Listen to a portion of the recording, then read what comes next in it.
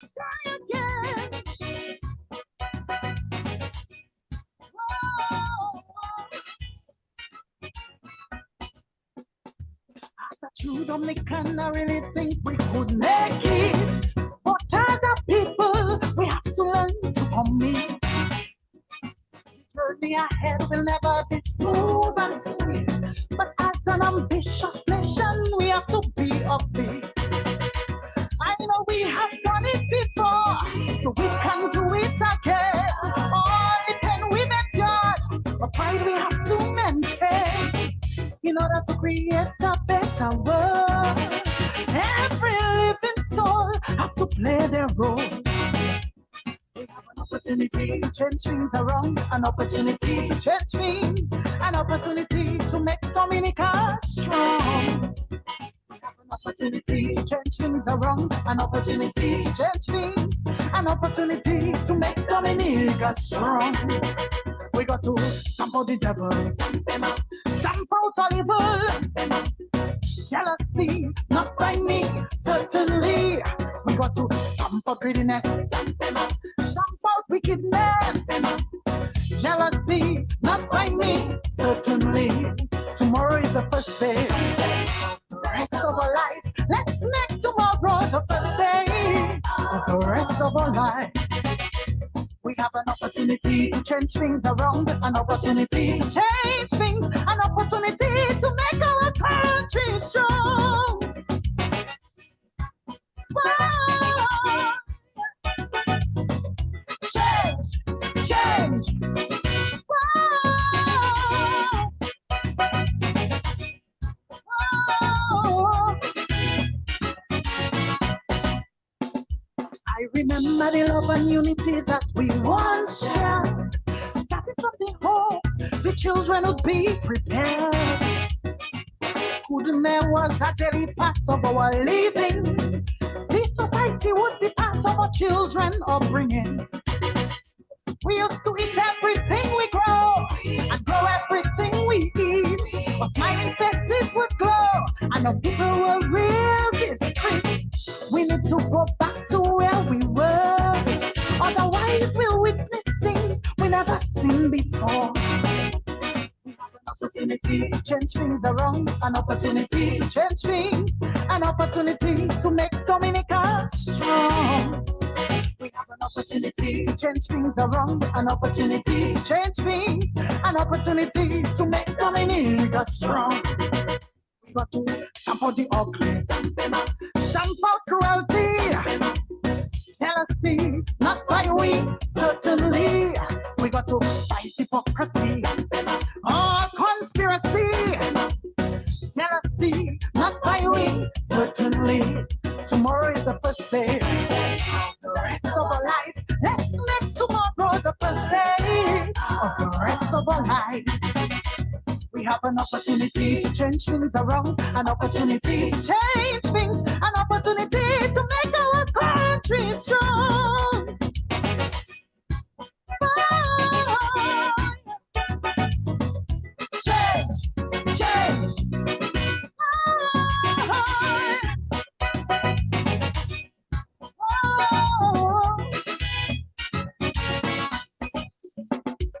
Grandma used to say that laziness is a real crime. It captivates your body, then retards your mind. As people, we have to change this old attitude and give our country all the love we really should.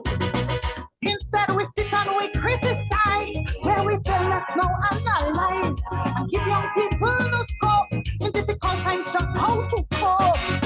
It's us to build them the foundation in order to build a stronger, vibrant nation. We have an opportunity to change things around, an opportunity to change things, an opportunity to make Dominica strong. We have an opportunity to change things around, an opportunity to change things, an opportunity to make Dominica strong. We got to stamp out crookedness, stamp out all slackness, jealousy, not by we, certainly. We got to stamp out the negative, what's unproductive, treachery, not Certainly, tomorrow is the first day. All right, opportunity to change. Joyce Stout, good afternoon to you, my dear, fellow Calypsonian in the Calypsonian business this year around. We start off with that song this afternoon, a very, very interesting number from our dear Joyce Stout in the Calypso arena. So thank you, Joyce Stout, for your great work in the art form so far. Thank you very, very much, folks. It is already 7 minutes past the hour of 6 o'clock right in Dominica and the rest of our Eastern Caribbean. That is where I and Alvin Thomas want to greet you guys in a very, very special way. Those of you who are already locked to that space that you got, that is a Civic Vibe space, each and every Sunday from just about that time. It's going to be another interesting program here this afternoon in terms of content. And so we ask you guys to make yourself feel very, very comfortable at this time, because yes, we have prepared some things for you here this afternoon, especially if you have young people in your company this afternoon. You want them to be part and parcel of that conversation that is about to take off here in just a while. This afternoon on our first segment of the program, we have none other than our very special invited guest, Miss Trudy Christian, no stranger to us in Dominica. And so we'll be hearing from her in just a bit. The second segment of the program as well, we'll be hearing from Brother Stevenson Bellot, better known as Jeff Bellot, living outside of Dominica, but he will be here with us from just around the 7 o'clock hour this evening. And yes, I can promise you that this evening's program, we are all going to focus around the youth, the young people in and around Dominica. That conversation, it's all about you guys this evening. And so we ask you guys so that you can be part and parcel of it as well. So folks, without further ado, let me move across to Alvin Thomas, the host of the program, and say hi and hello. Alvin, good evening to you, my bro. Yes, good evening, Lofty. Pleasant good evening to you and to our guest, Miss Trudy Christian. Another pleasant opportunity to be part of that conversation. I'm happy that we are able to get Miss Christian to join us in that conversation. Yes, I think the topic is quite relevant for the start of the year. I mean, so many times we say that young people are the future generation and they're the ones to take over from us. But is that just a cliche, or do we really mean it? And what policies are in place? What do we do with the older ones to enable that? So yes, I am myself very pleased that we can start the year in that direction. I think the last time I checked, if I'm not mistaken, it was reported that there are some 1.3 thereabout billion with a B, young people from the world population. And that's quite a bit of people. And when I talk about young people, we're talking folks below the age of, I believe the UNDP qualifies that. I think it's 25, if I'm not mistaken. I can always verify that. But that's what we're talking about. So just imagine that number of young persons below that age. When we start to put, let's say, from above 25 or whatever that number is, up to, let's say, 40, we're still talking about young people. So yes, that is a very relevant topic. So I too am pleased to hear what Ms. Christian has to say on the issue as it relates to the debate competition being taking place among young people in Dominica. And of course, the second segment, as you said, with our good friend Jeff Bellot, will be looking at the young people. So again, like you say, several of our folks have already logged in. The live feed is already burning. So look forward to a very engaging conversation this evening. Yes, indeed. Alvin, thank you very much, my brother, for your opening remarks here indeed. And yes, folks, the numbers to call in later, sometimes when we open up the lines, they are 615-9470. Again, I want to repeat, 615-9470 or 245-2396. Those of you on Facebook and on YouTube as well, again, a special greetings and welcome to you guys out there. Yes, let me now move across to Miss Trudy Christian. That is the young lady you're going to hear for the next 45 minutes or so, as it pertains to, as Alvin said earlier, there is a very important activity taking place among secondary schools in Dominica primarily, and that is that good debating competition. And so she'll be talking to us, giving us much more details about that competition among our students in Dominica. Miss Trudy Christian, good afternoon to you and welcome. Thank you for being here on Civic Vibes for the first time. Thank you. Good evening, Lofty. Good evening, of course, to your co-host, Mr. Thomas, and good evening to all your listeners of Civic Vibes. Good evening to the Civic Vibes family. I see people are coming on in droves. So good evening to all, I would say, your regular listeners. And let's hope in this conversation about the youth, we get even more listeners on here this evening. So good evening to everyone. Yes, good evening again. And again, Trudy, thank you very much indeed for when I called upon you this week, you, as they say in legal terms, you acquiesce to my request. Thank you very much. Of course. Of course, indeed. when I'm called by someone like you, Loftus, I have to say yes. So it's my pleasure. It's my pleasure to be on here this evening. Okay, indeed. All right. Miss Trudy, before we go into just an introduction of just who we are talking to this afternoon, let's go to the live feed, Alvin. As Trudy said, the live feed is buzzing as usual. Some of our, well, most of our listeners and viewers like their names to be called because they too, they are part and parcel of the conversation that we have in here every evening. Alvin, I want you to start off that list here. Yes, Lofty. We have, as always, we have Dory Drygo locked in from North Carolina. Good to have you, Dory. We have Marlene Shillingford, Martha McFarlane, Henrietta James, Florence Batilia, Joseph Dover. Man, she put everything there. Florence Batilia, Joseph Dover.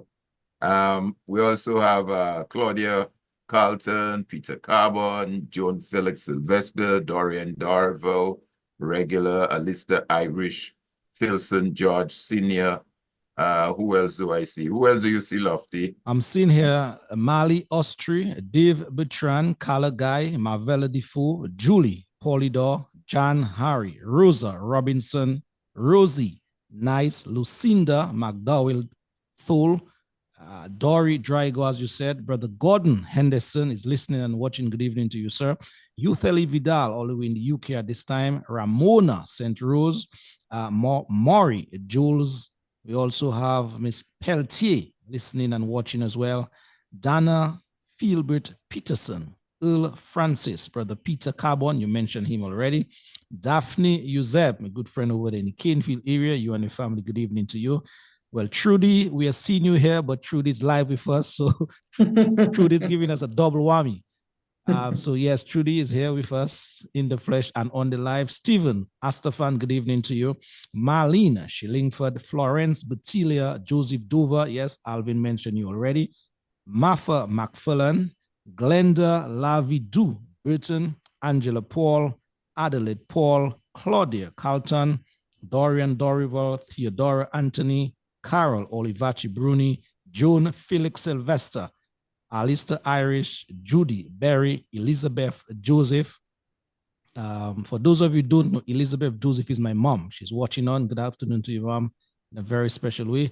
Maury Jules, Jasid, Leroy James, Lafoy, Julian, Justina James, good evening to you and the family. Jennifer Coffey, Janet Robinson Avilo, yes, Avilo, and the list goes on and on. Kristen Nicholas just tuned in.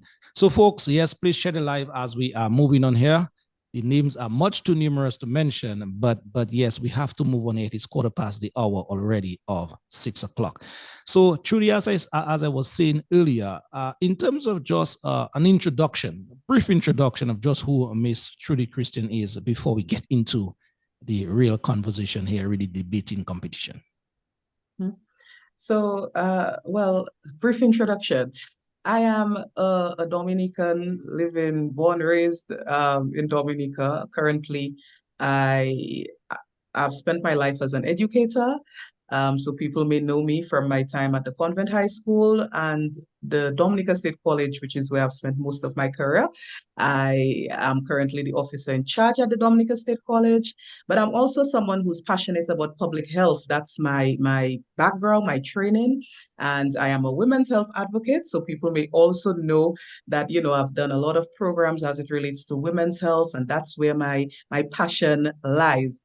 My second passion, debating, and that's where the conversation will be this evening. So I guess I hold many hats, educator, someone who is very passionate about youth and youth development, and someone who is passionate about women's health. But with this evening, I'm wearing the cap of the youth development and debate organizer. Yes, indeed. And we welcome that as well. So Trudy, thank you very much for those opening remarks. And just before we go into the debating aspect of the discussion, it would be remiss of us, although we sent out a note already for Dinah Frampton's passing, it would be remiss of us if we did not just spend a little time sending condolence messages to her loved ones, the family, friends of for Dinah. Trudy, any thoughts from you in terms of, for Dinah's passing? Fedina was a friend to me. Fedina, I guess, was maybe a friend to many people. And the news struck me very, very, it was a very shocking piece of news that I received on Wednesday when I heard of her passing. Fedina was an extremely supportive lady. She would always say something uplifting and something pleasant to me when we encountered each other. She was also a supporter of the debating competition for Flow. So, it's just very sad when a bright light like Fedina is extinguished, and extinguished, we would say, prematurely. And I definitely condole with her family, her friends. And as I mentioned on my Facebook post when I expressed my condolences to her family, to anyone who had heard Fedina's voice, that iconic voice, they feel that gap, they would feel that absence now that she's gone. So, my condolences to the Dominican public in general, who will miss Fedina Frampton and that media voice, that media presence. True. That is one common thread among many Dominicans, that voice, that personality. Yeah, it's not easy to be what Fedina was, which was, as I said, always positive, always uplifting, never involved in, bringing down anything or any endeavor. Once you were doing something, she would reach out and, support. And that is just who she was. It came very naturally. She didn't have to put on any facade. She was just a genuinely supportive and very positive individual. Yes, indeed. Thank you very much, Ms. Trudy here. Alvin Thomas, on behalf of Civic Vibes, would you mind? Yes, certainly. Like you say, we have already issued some condolences, but like Trudy, as she says, I mean, Fedina was one of a kind. And I mean, that lost, and when I myself got the news, I couldn't believe. I was in awe. Because like I was in Dominica last month, spent 2 weeks down there, and I met Fedina. I went into Flow, and lo and behold, she saw me and called out to me, "Hey, Alvin, what's going on, Mr. Thomas?" And so. And we had a very good exchange. We spoke for a little while. And she went on to tell me that next year, you're not escaping, next year you escape me for 2023, but you're not escaping for 2024. You're going to be. I say, yeah, man, I know that. She said, no, I'm serious, I'm serious. And are we good? Am I going to see you again before I leave? I say, boy, my schedule is so tight. But anyhow, you have my number, we'll talk. And that was it in December. And when I came back up to the States, I learned the sad news of her passing. So yes, she's going to be missed tremendously. That voice, that personality, I mean, there's none like it. And I think what I would like to end saying is that I hope we can, in a way, keep a legacy. That's what I'm hoping, that those of us she have left behind will, in some shape or form, whatever we do, remember the person she was and try to improve on what we're doing. I think so often, of course, when folks are gone, you know, we see all the things, which is just natural. It's human instinct to do it. But I think she would as well, for Dinah, would want us to leave that kind of exemplary life that she lived of service to humanity, service to community, service to people. It's all about people and it's not about us, as it was not about her. So we'll miss her, and my condolences go out to her family, her brother Bernard, who worked with me at Kyrie FM during his time in Dominica, and all the rest of the family. My condolences go out to all of them. All right, indeed. Thank you, Alvin, for doing that on behalf of Civic Vibes at this time. All right, folks, yes, it is 22 minutes past the hour of 6 o'clock, and that is where we want to get into the meat of things, as it were, as it pertains to the subject matter for the hour. That is the debating competition that is going on among the secondary schools in Dominica at this time. And who's better to give us more information about that competition? Ms. Trudy, where do you want to start in terms of, you know, that debating competition? I'll start. Let me start with a little history. Sure. Perfect. Of Perfect the competition. Yes. I am a product of the Kiwanis secondary schools debate, which, you know, had a very long run. When Mr. Thomas spoke about the definition of youth, I smiled a bit because there are certain definitions that cap off the youth category at 35. So, you know, I'm just beyond that. So sometimes I still think I'm youth as well. But about 24 years ago, I took part in the Kiwanis secondary school debate for my school, the Convent High School. And it was a life-changing experience for me. I believe it, you know, propelled me in the areas that I have excelled in, you know, public speaking and leadership.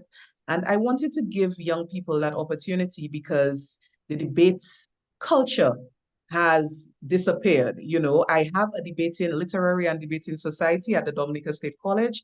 I've been the advisor since 2009, so for quite some time. But at the high school level, I'm like, okay, we need to bring back that debating culture amongst the younger, the younger students. So this competition started last year, 2023, and it was a great success. However, it was a little challenging to get people back on board with debating because it had been absent for quite a few years.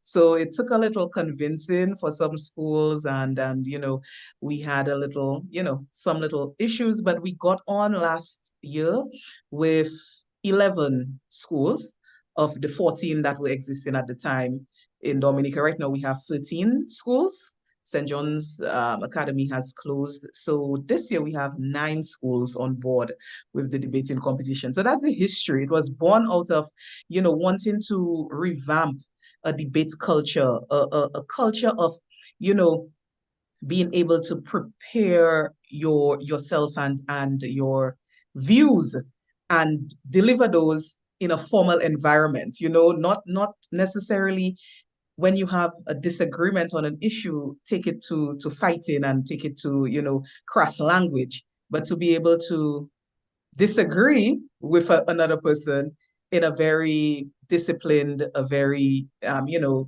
standard way, a controlled way, you know, an uplifting way, a way that's going to benefit all those involved.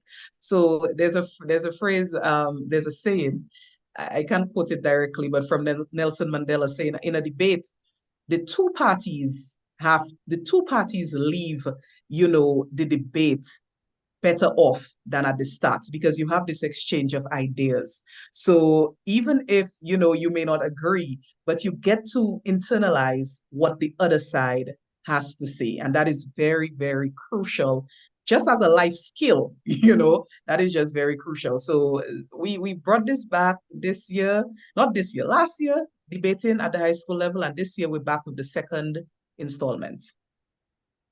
Yes, indeed. Thank you very much indeed for the historical aspect of this debating competition. Alvin, you are the senior among us at this time. Alvin, whenever I speak to Dominicans, especially people of your age and older, I always get that power, as it would, that talk, that conversation whereby they always tell me, Lofty, debates will always part of our lifestyle. Can you just go back there just to sort of tie in what Trudy just said in terms of the history of the debating Yes, situations? yes, Lofty. I'm so pleased that what I've heard from Trudy, that as of last year, that initiative, if I may term it that, started and came through. And like Trudy, I was part of the JCI movement in Dominica from a very early age. And although we do not primarily focus on debate as the organization that you referenced, but we do, it's a lot of self-development. We do projects, we present, and it's a learning environment, and it's for young people. Once you get to the age of 40, that's it. You no longer become a member, you're out. So I was part of that. I'm still very much involved with the organization. As a matter of fact, I am they were able to confer on me that honorary senatorship, which is a rare. It's something that's conferred on persons who have contributed to the organization. So I am humbled to be one of those few persons that have senatorship worldwide. But Trudy is so right. And to answer your question more directly, during my high school days at the St. Mary's Academy, which is a while back, I don't want to give you the date, so you start to make calculations, subtraction and additions. But during my days at the St. Mary's Academy, debating was something that was part of, I would say maybe the curriculum, integral part. Those who went to school during my time, the St. Mary's Academy, the convent, the Wesley High School, I mean, it was just part of what we did. And it showed itself, of course, in what we eventually became and who we are. So once we graduate from high school, you find we were very articulate in taking part in civic organizations, voicing opinions, writing, just engage fully. And that is what you benefit from it. And as I tell people all the time, I am who I am today because of these pillars, this backbone that I got from debating during my years at SMA, from my engagement in the JCI movement and several other organizations. That's what made me what I am today. Although, like everybody else, when you still have this little butterflies in your stomach when you come to present. But if you go through that debate, it minimizes that approach, and you're more confident in how you bring yourself across. And I think one of the things that Trudy said, which is so true, I think it teaches us young people a certain civility. Today, people find the best way to solve issues is to fight, is to have unpleasant, unsavory arguments. And what debate does, it provides an opportunity for you to have a healthy engagement, engage in a very civil manner. And I'm so pleased to hear that is back. So my hope really is that it moves from the high school to maybe college level at least. So I guess that's some of the areas which I'm sure Trudy will speak to, and I could ask a few more questions. But I'm so happy to hear what I'm hearing. It's music to my ear. True. All right. Thank you very much indeed, Alvin, for going back yesteryear in terms of giving us some history there as well. Trudy, let us get down to the debating competition you are part of. You're playing an integral part in terms of the setup, the details. How is it organized? How many schools involved? How many students involved? Okay. So the competition started last week. We have it set up in 4 rounds, and the students, as I said, 9 schools are participating in this year's competition. So what happens is, in the first round, all the schools debate, well, one school against another school, and the winners of these debates move on to the second round. Then the winners of second round move on to the semifinals, and then the two remaining schools move on to a final competition. In terms of numbers of participants, so each debate, 2 students will represent their school. These 2 students, one will be the lead speaker, what we call the first speaker, and the other student would be the second speaker. The first speaker of each school is the one who is basically anchoring the team and presenting the foundational aspects of the argument for the team.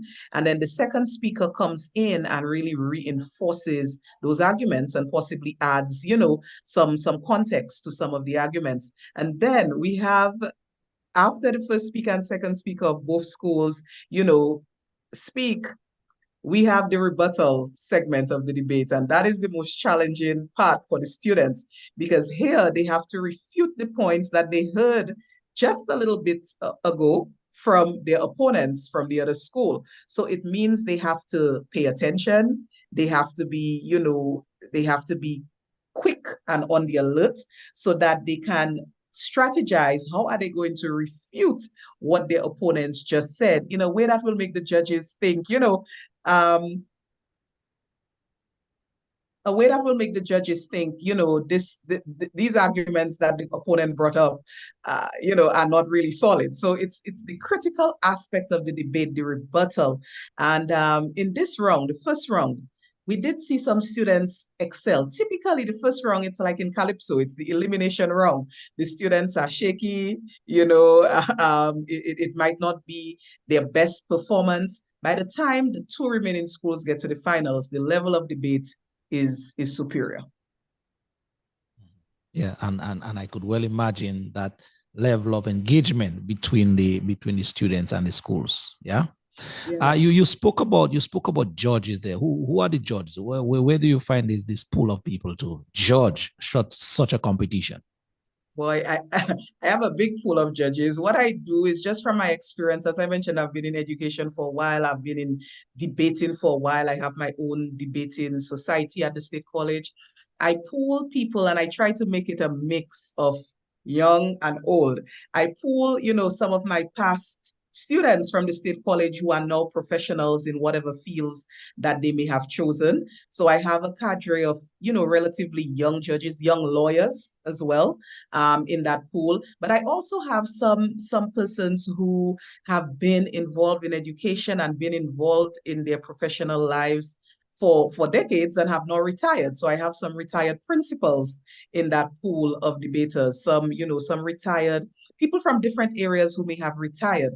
So I have a pool of I even have priests, and pastors in the pool of judges. So it's a diverse pool. As I said, I try to mix the young, because people can appreciate different styles of debating. So people from the older generation might have a particular idea of how, these students should debate, but people who maybe are in their 30s, 20s, 30s, young professionals, they may have been exposed to a different style. So I have a mixture in the judging pool, but I have quite a few experienced judges. As I mentioned, a few lawyers as well. And I'm very happy for the young lawyers, because I feel debating feeds in specifically to that profession, True. So the young lawyers I have on board, I have Indira Seja and Kalita Benjamin and Annika Bellot, just to name a few, Kevin Julian, a young man who has just called to the bar.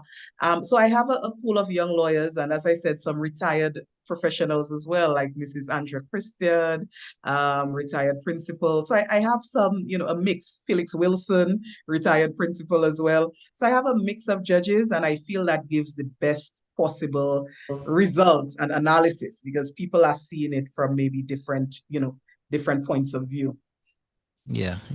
Just before Alvin comes in, Trudy, you touched on it earlier, but I just need you to elaborate a bit just on that point, in terms of you have the opportunity to see the children come into that debating competition, should I say, relatively green. Mm-hmm. At the end of the exercise, what is your analysis? What are your thoughts? Let me tell you, let me talk about last year. Last year, the champion school was the Alpha Waldron SDA Academy. And we had two debaters who entered the competition. Interestingly, they lost in the wrong one. In wrong one, they lost. And they scored the highest of the teams that had lost in round one. To balance the numbers in round two, I had to invite the top scorer of those who had lost.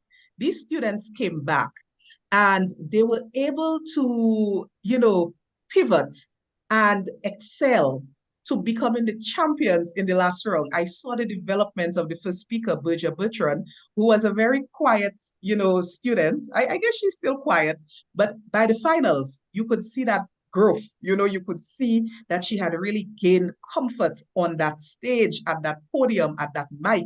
We have students, when they start the competition, they don't know how to use the mic, and that is that's an important skill. Not everybody can even use a mic. Sometimes people are speaking at a mic, they move their face, in all different areas. True, you don't true, know true, what they're true, saying. true. By the end of the, yeah. And Loftus, of course, you in media, you know this. Sometimes people cannot use a mic. So I can see the growth in the students. By the time they get to the finals, it is amazing. And I saw that for the team that won from the Alpha Waldron. They were knocked out in the first round, and they were invited back into the competition in round two, and they proceeded all the way to the finals and won. So these students, it also showed the development in that, determination, because they were disappointed after round one, obviously, but they came back, and they didn't allow the initial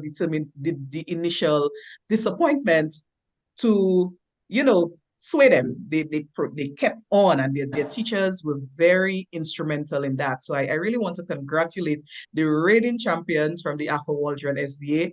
They are coming back this year with different students. The students who competed last year are now in fifth form. And that's another thing. It's difficult for the fifth formers to be engaged in the debate because, of course, fifth form is the year for your CSEC exams. So the students, tend to, although, people may say this is not the correct approach, but students tend to kind of want to reduce on their extracurriculars for them to focus on CSEC. A lot of people, and that's an actual topic that's up for debate in the next round, whether in this focus on CSEC, we're disallowing the students from holistically, embracing everything that they should at that time of their life. But we have majority of competitors being fourth formers, so students, fourth formers. So students about 14 to 15 years old, that's the regular choice for the schools. And I must mention this year in round one, we saw the return of a student from last year's competition from the Orion Academy. That's Miss Diamond Daniel. Orion took on Cassibro Secondary School. Orion won, and Miss Diamond Daniel was the best speaker. So you can see, this student has come back for a second year, and right away in round one, she was judged best speaker. So you can see that last year's experience definitely had an impact on that student. Wow, indeed. Thank you very much. What are some of the topics to be debated this year? So in the first round, I can just give you a little, tell you what happened in the first round. Yeah. In the first round, we had a very hot topic as it related to smoking in the public domain, whether we should have some legislation to restrict smoking in the public domain. The St. Martin Secondary and the St. Martin Secondary and the ITSS took on that topic. We had a topic as it related to a sex offenders registry, whether we should have this in Dominica to kind of, address the issue of sexual offenses. That was another very interesting debate. We had a topic as it relates to the energy sector, whether it should not be, whether it should be privatized. So we had a debate that, focused a lot on Domlec and what has been going on in the energy sector. And we also had a debate on young people receiving government assistance, whether they should be to study, to further their studies overseas, whether they should be bonded and made to return home for a set period. Now, in this debate, we got a little in, the discussion of the migration pattern of Dominica, the discussion of, this government assistance and what is it really. So this one was also very interesting. The Convent High School and the Wesley High School did this one. In the next round, we have some different topics. We'll be talking in the next round. One of the topics is on carnival, whether it has become hypersexualized, so there's been a lot of discussion on lyrics of music and, so we're going to look at carnival in the next round. We're going to look at as well in the next round on the gun violence in Dominica. What is the best way to address that? And we're going to look at, as I mentioned, that CSEC issue, whether students should be engaging in, the topic is phrased like whether students should have a cutoff in terms of how many subjects they should do, because there's been a lot of talk about students are doing more and more subjects, but what does that mean for their overall development? When they leave school, does having that many subjects benefit them? So I don't want to give anybody ideas because these topics are coming up in the next round. I know, but that's what we have. Yeah, that's what we have going on. I know. Yeah. All right. Well, Trudy, thank you very much. Much on the plate so far. Alvin, any thoughts from you? You have been there listening.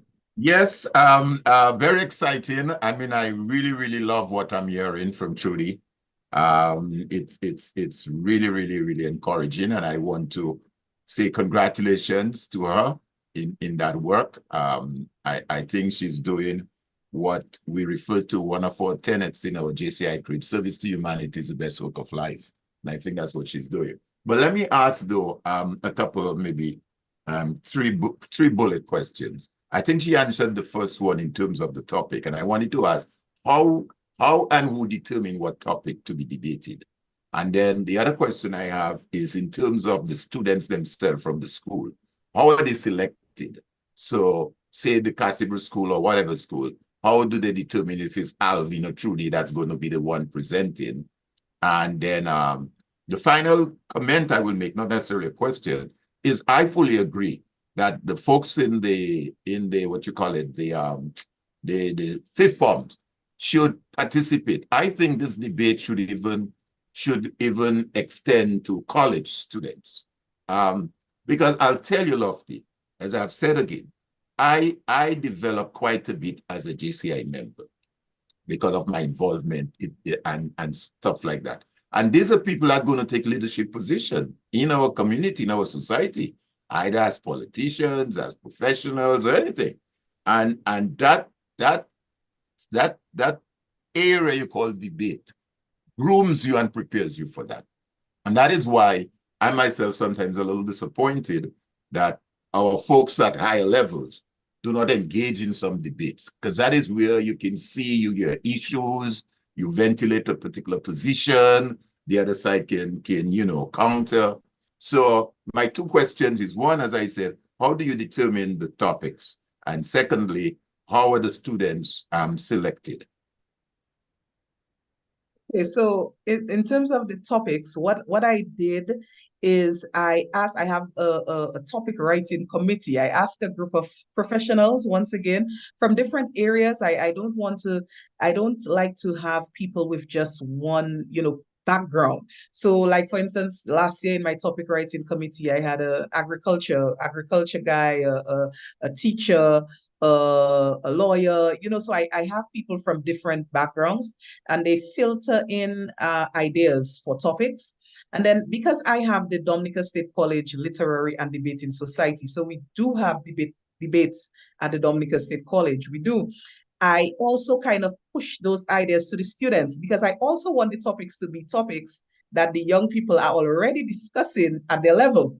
I don't want the topic areas to be, to dissuade the students, because maybe it's not their general interest. It's not what they're talking about when they're in their classrooms, and I want those topics to really relate to them. That's why you'd notice I have certain topics as it relates to CSEC, CXE. So those are things that maybe affect them directly, and they're discussing it on their own, So I have that committee, the ideas come in, I kind of push it to my students at the State College, and I get a feel of what's hot. And I narrow down the list accordingly. So that's how I've done it. But I'm always open to suggestions. For instance, I don't have a topic finalized yet in my head for the finals. So I'm always, and I am someone on media as well. I'm always kind of feeling out the pulse of the country to see what I can put in. But as it relates to topics, because of, for instance, some schools being religious schools, some schools being, Catholic schools or Adventist schools, as I mentioned, I have to make sure that none of the topics would put the students in a position where they have to argue something against their school's religious backing. Because in that instance, the school would not participate. So I have to be very careful about some of the topics that maybe have a religious, a religious leaning or it's, yeah. So I have to be careful about that as it relates to topics. A lot of people ask about the political topics. I believe everything that we have relating to Dominica is relating to politics. It's just that I try to avoid the partisan. I will not include a partisan political topic, a very direct partisan political topic. But like when we speak about, for instance, the energy sector and whether it should be privatized, I mean, that in and of itself is political, So that's Absolutely. how I come up with the topics, with a committee and with my own interjections. That's how I come up with the topics. Then you asked Mr. Thomas about how do the schools choose their students. That I do not know. I think it would be strategy. They would need to choose students who they have observed are well-spoken and students who are willing to debate. That's the next thing. In my time I'm still a debate coach. Sometimes you have to convince a child. So the child might not even see that, potential in him or herself. But you as the educator have to look at that child and say, you know what? I think you can do this, and almost push. And that's how you get your participants for debate. That's what I believe happens. But there are this year 9 schools in the competition. I cannot tell you exactly how each one chooses their participants, but I know they try to choose students to make them win. That's what I know. That's what I know for sure. Yeah, let me just piggyback quickly, Lofty. Do you have a criteria then? Do you have a criteria you send to the school and say, okay, for the debate, I'm looking for A, B, C, D? Is there any set criteria? In terms of the type of the student? Well, the person debating, yes. Do you have a criteria for the, No. No criteria. Once the student is a student of the school, the person is eligible And to 14 years debate. to 15, like you said, the age. That's what I notice is the normal choice, but that's not something that I have put in any sort of rule to the schools. Okay. No age, there's no age limit. No age limit. But I notice the schools sending forth their performers, and that's the type of age the students typically are, 14 years old, 15 years old, right? But that's not a rule. That's not a rule. The only rule is that the student has to be a student of the institution. School. Of the school, yeah. And now, do you have more girls or boys? Oh, or is yes. Balance? How is it? It's more girls. That's something to, yeah. Yes. And we see that throughout in these sort of endeavors. We see the young men shying away, and it's something I really want to turn around. Even at the state college, when I choose debate teams, I try to balance the gender. So I will say, if I'm going to the Windward Islands debating competition, for instance, I say, I want my team to have 2 girls and 2 boys. And I want to make that choice.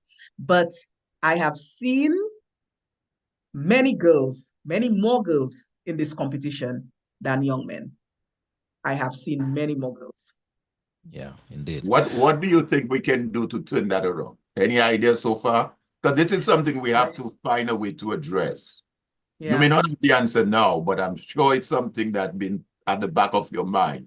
How do we engage these young men to be more involved? Because, I mean, if we take that conversation to some of the social ills, like the crimes, the stuff that is happening, you see a lot of it more directed to young men. So I guess what can we do? And that is where on this program, we come and we present, but we always like to see what action, what can we do to make a difference instead of just saying it. Yeah. My strategy for that, I'll tell you what happened this week, for instance. Well, last week, the SMA, the school they had to debate, pulled out of the competition at the last minute. And what I did is I invited the SMA specifically to one of the debates. The debate as it related to sex offenders registry. And in the discussion segment of the debate, because when the judges are deliberating, the moderator, which was me that afternoon, engages in a discussion on the topic with the audience.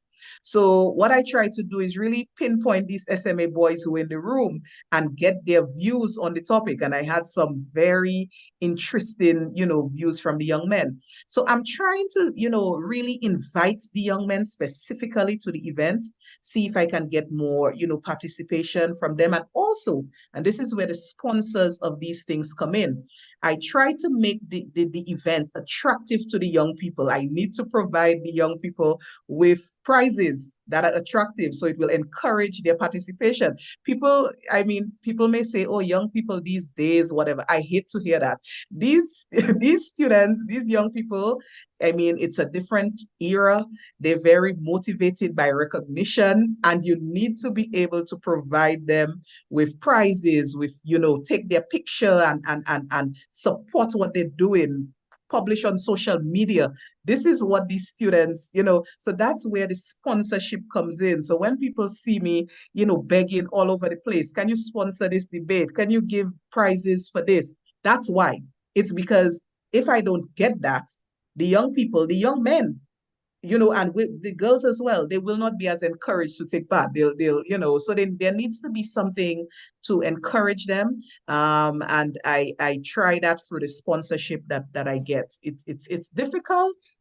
It's difficult, but I keep trying. And I'm happy when Loftus asked me, to be on this program, because the more the young people and the population in general hear this thing being discussed, it's the more likely it is they will fall in line and come on board.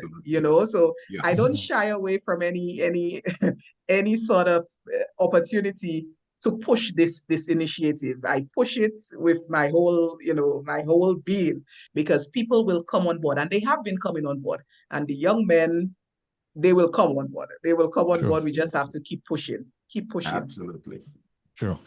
All right, Miss Trudy, we realize the time is slowly but surely running out. 6 more minutes left with you officially, that is. We have our next guest, Brother Stevenson, lined up there already. But before we go, just 1 or 2 more questions to you, and then we'll ask you for your closing comments. In terms of the, well, let me first give you that opportunity to use our platform to, just reach out to sponsors or potential sponsors, person who may be listening now that, have the wherewithal, have the deep pockets, have whatever it takes that can lend a hand, lend support in that department. So I'll give you that opportunity to do just that. And I think someone on the live feed mentioned, posed a question a while ago, and I just want to punch it at you before we leave. Would you, Trudy Christian, recommend that sort of debating aspect among our higher ups in society?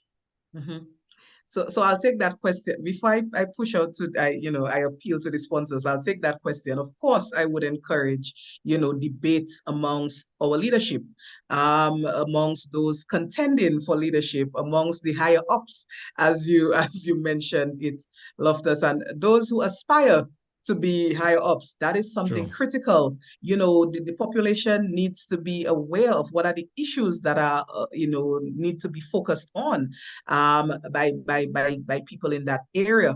I think someone asked also in that same question whether I, Trudy Christian, would be willing to moderate such discourse. Now, very interestingly, I moderated a panel discussion once on electoral reform. And there was a lot of talk about this panel discussion. It was a few years ago. It wasn't the electoral reform consultations. No, it was a panel that was put on, I believe, by the Electoral Commission a few years ago, and I moderated that, and it was hot.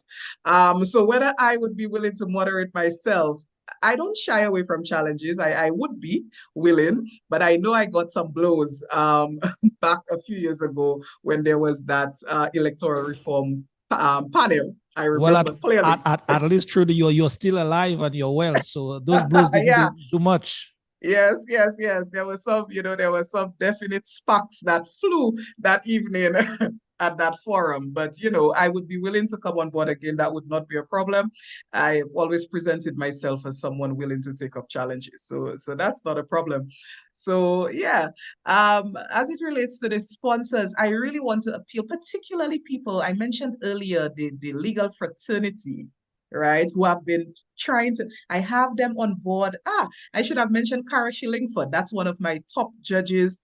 She came on board last year for about 2 of the rounds, and this year she's coming on board as well. So I want to reach out to the legal fraternity and see if I get even more support from that group, because I think, that is an area where I could definitely see more support in terms of even sponsorship for the students. I do have some great sponsors on board, like Josephine Gabriel and Company Limited. This is a sponsor that just reached out to me and said, we see this happening for the young people. How can we fill in? What can we do? So I would really appreciate if more corporate entities would do that. If more even private individuals, as I said, like the legal fraternity could do so. What I notice is that we complain a lot at all levels about young people. We complain, they're not doing this, they're not doing that. But when we get the opportunity to encourage a positive endeavor, we don't grasp it as fully as we should. So I want to encourage anybody listening, and you say to yourself, I've criticized the youth. Say to yourself, no, how can I do something to assist the youth without even being asked? How can I volunteer to do something to assist and uplift the youth? And it really touches me when people, just volunteer. I hear this going on. I see this on the news. How can I be a part of this? How can I lend support to this? It's positive. How can I lend support to it? And so Trudy, on behalf of Civic Vibes, that is what we try to encourage at Civic Vibes, is everything wholesome, especially among young people. Alvin Thomas is there, and Alvin is a beacon in that department. This brother always pushes young people. So, we want to thank you again for coming on, using our platform. Yeah, let me ask Trudy a quick question before she goes. Two, actually, very quick. Yeah, and we have just 2 minutes, Alvin, with Trudy. In terms of reaching out to you, Trudy, do you have a website? Do you have a phone and email if somebody wants to reach out to you? Sure. So the social media platforms for the debate competition, it's Intersecondary Schools Debate Dominica, Intersecondary Schools Debate Dominica. I have both a Facebook and Instagram page, so people can message, these pages. Also, my phone number, and I give my phone number. There's a phone number on the page, but my phone number 275-8512-8512 if people want to reach out in relation to this debate. And we also have an email address for the competition. It's intersecondary debate DCA, that's for Dominica, at gmail.com. Let me just make sure I'm saying that correctly. It's intersecondary debate Dominica, all one, no space, no dot, intersecondary debate Dominica at gmail.com. So that's the official email address for this initiative. And of course, we're also on social media. And if the only support you can give is just going on the page, the social media page, and sharing the results of these young people in the first round, that is support. That shows, hey, I'm supporting what these young people have done. I appreciate that as well. Trudy, I think we have someone on the line just before you leave. They want to chime in on the conversation. Caller, good evening to you. Limited time.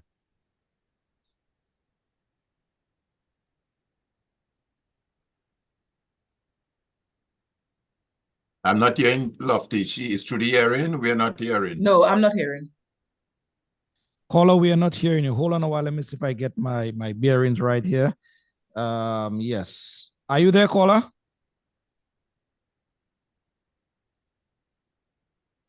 No, something is not happening. Let me just put you. Yes. Are you there? Yes. Go right on. Yes. Yeah, Judy, good afternoon. Great conversation. First time I've seen your face in the real. Beautiful. What I want to tell you is one of the examples that young people need is leadership. And wouldn't you represent your? I mean, don't you? You don't think you could get into politics?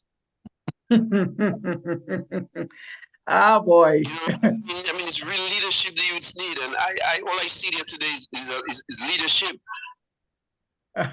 Ah, boy. All right, my brothers. Thank you for the question. We'll let Trudy answer that question before she goes. Thank you. Yeah, interesting question, hot question. As of now, my eyes are definitely not on the political arena in Dominica. I think it has to change completely for me to want to put my foot in that ring. But you know, I appreciate the acknowledgement of the caller leadership on my part, but the political arena, I've decided I'll stay away from that one for the foreseeable future, for sure. Wow, indeed. All right, Trudy, thank you very much for your very honest answer. Indeed, you're a young lady I always look up to in terms of appreciating your efforts. And so, on behalf of Civic Vibes and the many folks listening here, I want to thank you very, very much indeed. In terms of your final comments, Trudy, how would you want to bring that conversation to a wrap? That all important conversation we had a while ago. Yeah, I want to thank you, Loftus, and of course, Mr. Thomas, for having me on Civic Vibes, first time on the platform, and I really appreciate the opportunity to I would say my last comments. I just want to really encourage everyone listening, everyone who may look at the live after we're done, to put your mind on this development aspect of youth that I am involved in, because this is our future. This is when we invest or when we contribute to developing youth, we're contributing and investing in our own future. Mr. Thomas mentioned at the start, do we say the youth are the future? And it's a cliche. It's the truth. So we need to act like we want that future to be bright. We want that future to be something that we are proud of.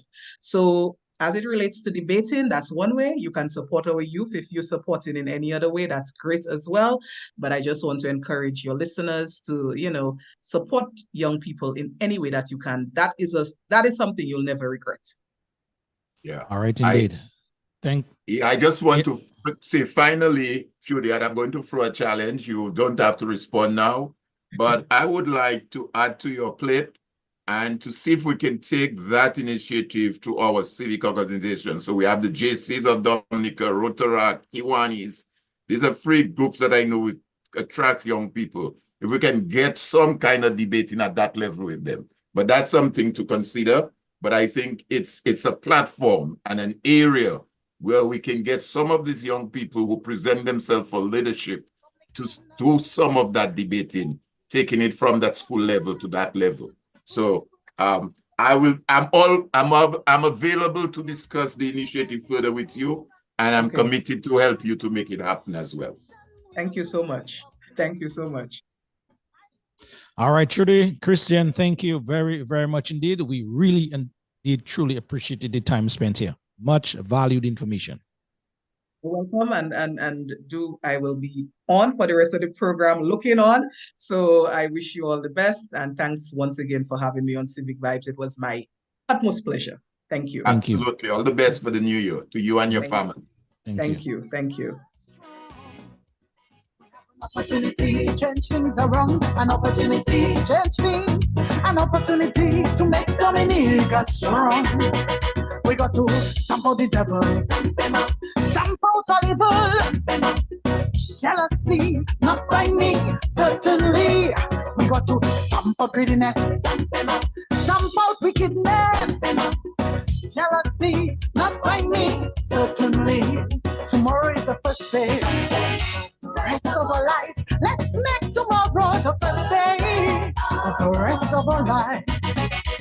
We have an opportunity. opportunity to change things around, an opportunity to change things, an opportunity to make our country strong. That's one of the more uplifting songs for this year thus far by Joyce Tao. That is Opportunity to Change. Whoa. Whoa. I remember the love and unity that we once shared. Starting from the home, the children would be prepared. Kudme was a daily part of our living. This society. Yes, Kudme was the daily part of our living, says Joyce Stout. We used to eat everything we grow and grow everything we eat. But smiling faces would glow and the people were real. My friend Tora Brady, good evening to you on the live feed at this time and the multitudes of you there as well. Things we never seen before. Opportunity to change things around, an opportunity to change things, an opportunity to make Dominica strong. We have an opportunity to change things around, an opportunity to change things, an opportunity to make Dominica strong. An opportunity to make Dominica strong indeed, especially where our young people, they are concerned. Jealousy, not by we, certainly. We got to fight hypocrisy. All conspiracy. Dominicans, that was the first segment, and friends alike listening here and abroad. Tomorrow is the first day. The second segment is up with our brother Stevenson. Jeff Ballard is in the house already. I'm gonna continue on with the young people indeed. An opportunity to change things, an opportunity to... So if you have to move around, take that all-important break. Now is the time to do just that, because we're gonna get back up to 35,000 feet in just a bit. We have been cruising for the night thus far. Miss Trudy Christian, thank you very, very much indeed. Say that laziness is a real crime. It captivates your body, then retards your mind. As a people, we have to change this old attitude and give our country all the love we really should. Instead, we sit and we criticize, where we say let's now analyze and give young people no scope in difficult times just how to cope. It's us to build them the foundation in order to build a stronger, vibrant nation. We have an opportunity to change things around, an opportunity to change things, an opportunity to make Dominica strong. We have an opportunity to change things around, an opportunity to change things, an opportunity to make Dominica strong. We got to stamp out crookedness, stamp out all slackness, jealousy, not by we, certainly. We got to stamp out the negative, what's unproductive, treachery, not by we, certainly. Tomorrow is the first day. The rest of our lives, let's make tomorrow the first day of the rest of our life. We have an opportunity to change things around, an opportunity to change things, an opportunity to make our country strong. All right, indeed, Dominicans, thanks for sticking around here with us. Those of you in the region or further afield as well, thank you very much indeed. The program here continues. It is 10 minutes past the hour of 7 o'clock in Dominica. And so we're gonna dive into the second segment of this program right here this evening. Brother Stevenson, Jeff Ballard is here with us and he's ready to go. And so we're gonna continue on that conversation, the young people of Dominica. Brother Stevenson Ballard, good evening to you in a very special way. Good evening, Lofty. Good evening to you, Mr. Thomas. You notice I said good afternoon. It's still afternoon here, so I know. Cool. You're in another part of the globe, brother. Yes, terribly cold. But what's the temperature like, Jeff? What's the temperature there right now? Would I want to know? A lot of people used to Celsius, so Today's a heat wave, believe it or not. It gets to like 15 degrees Fahrenheit, and Okay. Wisconsin is outside in shorts. I cannot believe I myself saying it's a nice day. I even have to take off my jacket because we've been like in the sub-zero in the last 2 weeks. So it's ridiculous. But that's why Dominica is nice, and that's why we need to encourage our young people to build a strong Dominica. And I listened to this young lady, Judy Christian. I'm gonna have to connect with her because I like when we try to do good things to have the youth in this country. So it's great and looking forward for a great discussion here this evening. Yes, indeed. Brother Bellat, again, I want to thank you for taking up the offer to be presenting yourself here this evening. You were here a number of times, and so you're no stranger to the listenership, the fan base here. And so we'll forego the introductory part of it, as it were, and get into the conversation itself. Brother Bellat, we are talking about the empowering of young people, how we can help young people in Dominica. What are some of the hurdles that we need to help them cross over, just to make them, their best selves, as it were. Jeff, I know you have a passion for young people. Just start to dive into the conversation here this evening. Well, thanks again. I think that when we look at youth development and we look at Dominica, we need to ask ourselves a few questions. As Trudy said, a lot of us ask, young people these days, what are we really doing for young people these days? We need to look at a few critical areas, and less related to Dominica. Now, some of these challenges or youth in Dominica are having, they're not necessarily unique to Dominica. But what makes it more unique to Dominica and much more difficult for youth in Dominica is opportunities.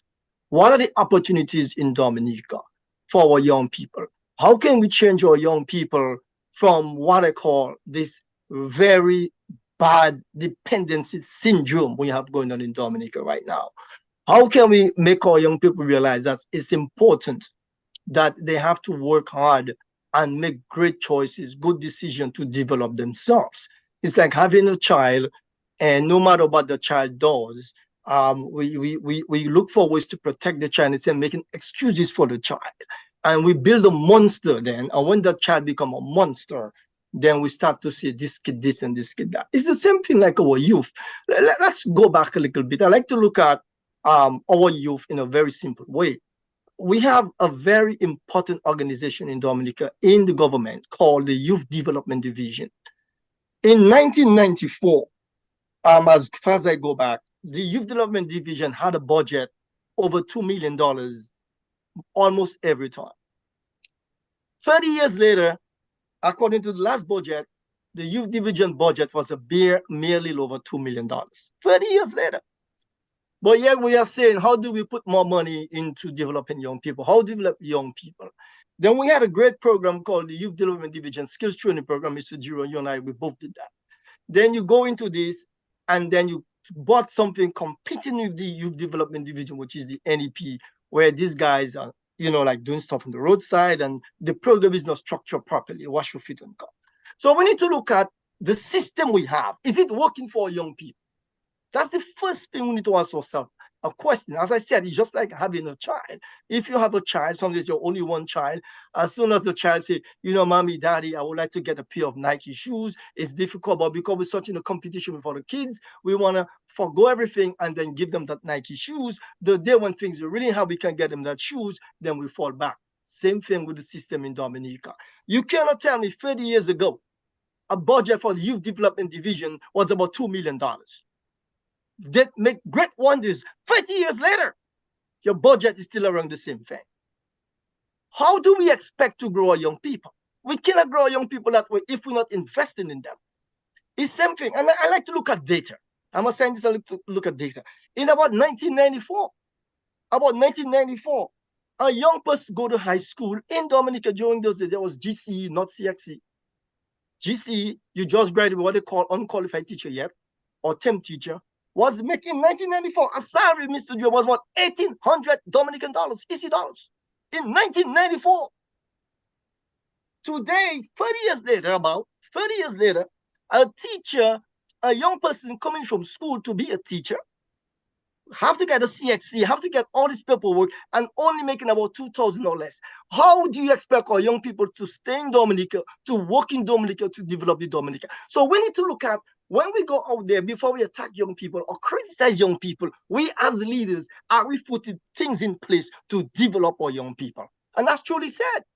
We may criticize our young people, youth of these days, but we as leaders, what are we doing for them? How are we getting them engaged in a positiveness to look and see the opportunity that Dominica has, how we can work together to develop this beautiful nature isle and to give them a seat at the table? Our young people have a seat at the table. The National Youth Council. The National Youth Council, in my opinion, as a former member, executive member as well, of the National Youth Council, who helped put the constitution they still uphold today, has been nothing but a failure to the young people of this country, has not been representing independently the voice of the people. So we need to sit back and look at the situation before we even look and say, are we going to solve the problem? But we have to recognize we have a problem first, and then we diagnose the problem. It's like going to the doctor give you medication without doing any diagnostic. That's a problem. Wow, indeed, Jeff. The numbers or the data that you quoted there is quite interesting. 30 years back, 30 years now. You know, not much movement in that department. And so, yes, I agree with you fully. How can we expect to motivate, to move our youth from one stage to the other without the leaders themselves putting or making the necessary enabling environment? That is correct. Now, Mr. Jura, you went to this Christian program, you and I, and I like to say this because a lot of people are wondering where people like Loftus Durham has done well and where they come from and been doing well. I mean, this debate truly is important. And it's sad to see that we continue to see a trend in decline of our young men have been shy of putting themselves forward. And part of the reason, as truly said, you got to find topics that engage them. You got to find discussions that can excite them to want to be part of these discussions. But when we are leaders and we feel like we can put our young people down, not making any room to development or any sort of opportunity for them, what do we expect? We are not creating the right opportunities for our young people. And I was telling them, whenever I talk, I ask young people to listen to me tonight again. And my hope is to give you hope. There's hope for the future. And that hope is you should not let anyone tell you, if it's not NEP or if it's not this, if it's not that, then what? You have a voice and you should be able to say, I should be able to do better than this.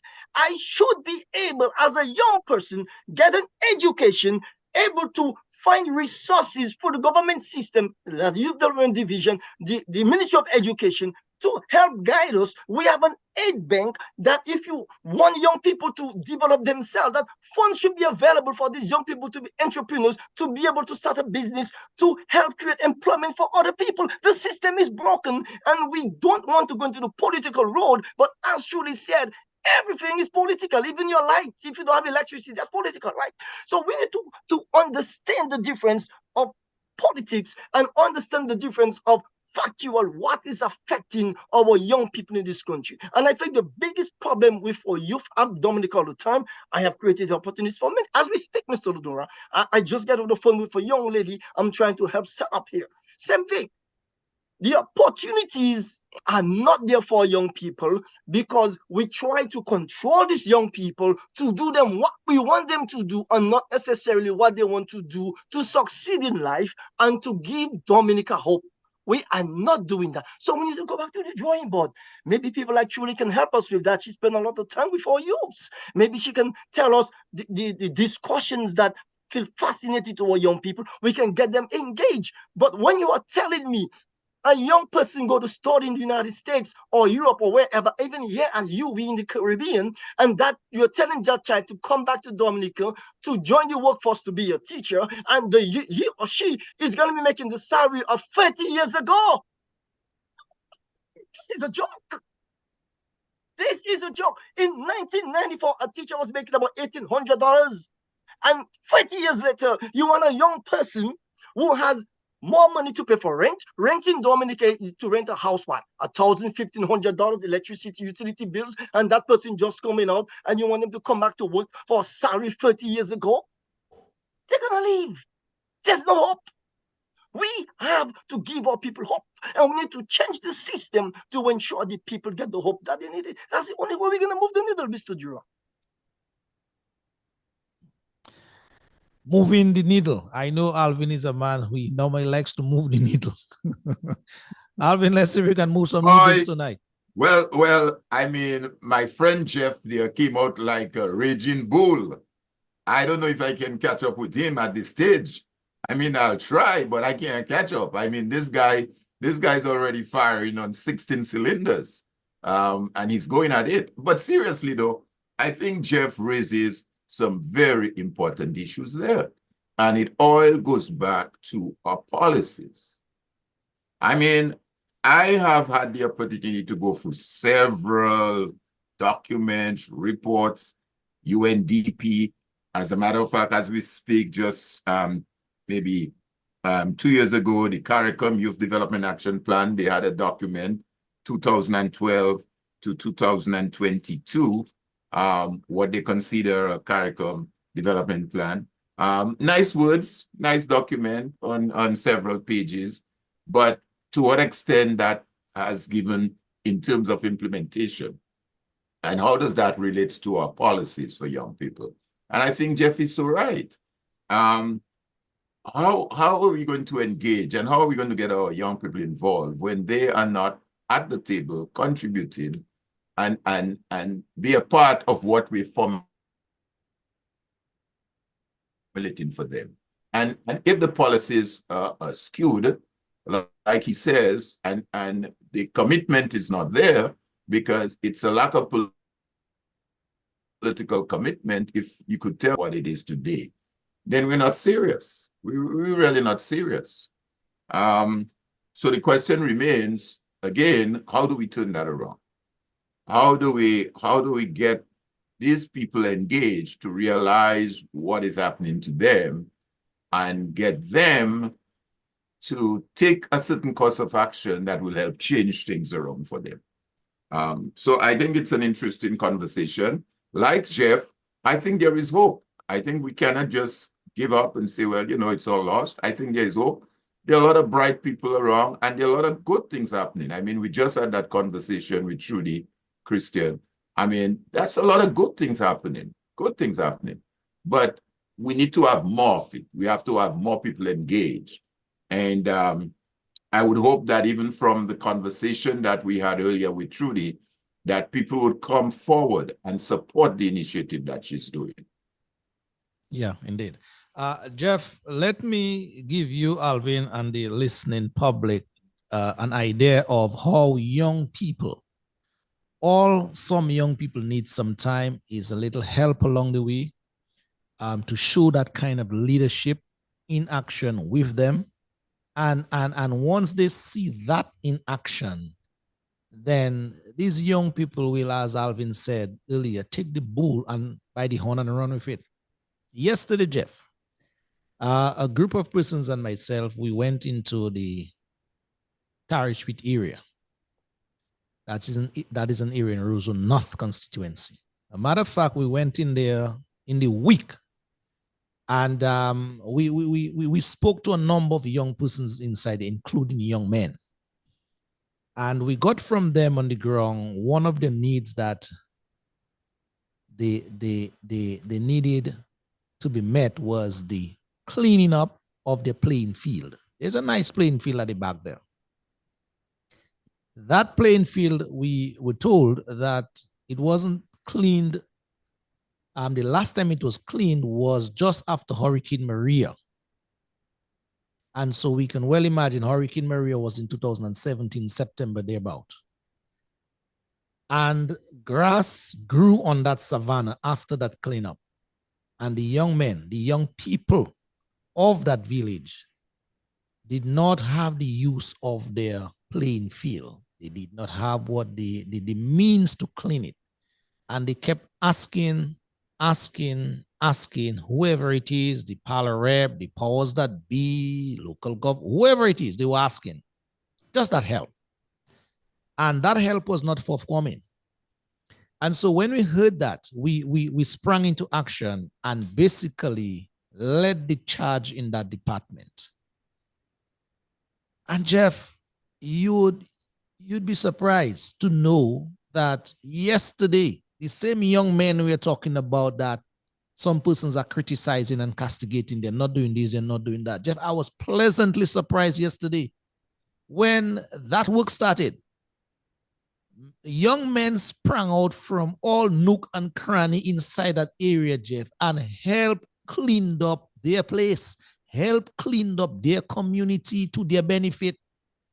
And I was like, okay, that is the kind of thing that young people, including young men, needs to see happening so that they can be part and parcel of it. And you said it right earlier, Jeff. How can we be formulating policies, doing things, and not include young people who have the strength, they have the vigor? And it would have maybe taken, some people, the elderly people or the more senior people, maybe a week to clean that savannah. And these young people, Jeff, they did that in a couple of hours. And if you go there today, it is sports ready, the savannah that is. And so I just brought that out to give us an idea of how young people, once engaged or once employed properly into action, the country would be a much better place. You see, Mr. Durant, this is great, and congratulations to you in taking initiative, going out and listening to the people. And as I said earlier, we need to listen to the voice of our youth. I'm proud of you for doing that because you heard the cry, you went out there, look at the situation, and you work with them. And sometimes that's all it takes. Somebody to show leadership. I'm very grateful and thankful that you're able to do this with them. And there were no objection in the way or obstacles in the way saying, oh, you all cannot do this, you all cannot, that's government property and stuff like that. This is great news. This is a clear example of when people decided to put their hands together, to work together, the wonders we can do. And that is great because these people, all they want is a leader, someone to direct them, to listen to them, to give them the support they need, and to take the next step. And that next step could be this playing field is well clean and everything. Now, these young men, they start getting sports, they form a sports group, they form a youth group, and that community going to remain clean. And Mr. Debo, that's significant, When we as human beings, youth or whatever age may be, contributed to something of their time and effort without getting paid to it, they are going to make sure this place is protected, Because remember, it's not somebody that come and do it and the people get paid and want their money, This is my sweat. You're not going to come here and litter. You're not going to come here because I helped clean this place up. And these people are going to take that initiative, that leadership to ensure this place stay clean. And that's why I want to go into this and say right now, the whole idea of the 4th of November, the whole idea of that community project, community cleanup day, community day of service has gone out the window. Because the whole idea, what you just explained, that's a example of the classic Dominica we know during community day of service. And even on the weekend, we have done this several times in the First Cross area, go and clean up the beach, go and walk in the Brooklyn playing field in Port Michel. These things are gone off the window because community day of service has become, oh, I have to get paid. NEPB is doing this. Parrep have to give us money. This and that is not happening anymore. What you just explained is a classic example of the Dominica we know, where people come to work together to give a service to the community. And that's why we need to go back to community day of service, where we ask people genuinely to come out and help and contribute something to their community. If we can do that, Dominica will be a much better place. And that's why tonight, on your program. I'm asking for an increase of the budget for the Youth Development Division and to reintroduce the Junior Secondary Program and to work with the Youth Division and the National Youth Council, and that the Constitution of the National Youth Council shall be upheld, that no leader in the NYC should not be able to appear on a political platform because it is in violation of the National Youth Council.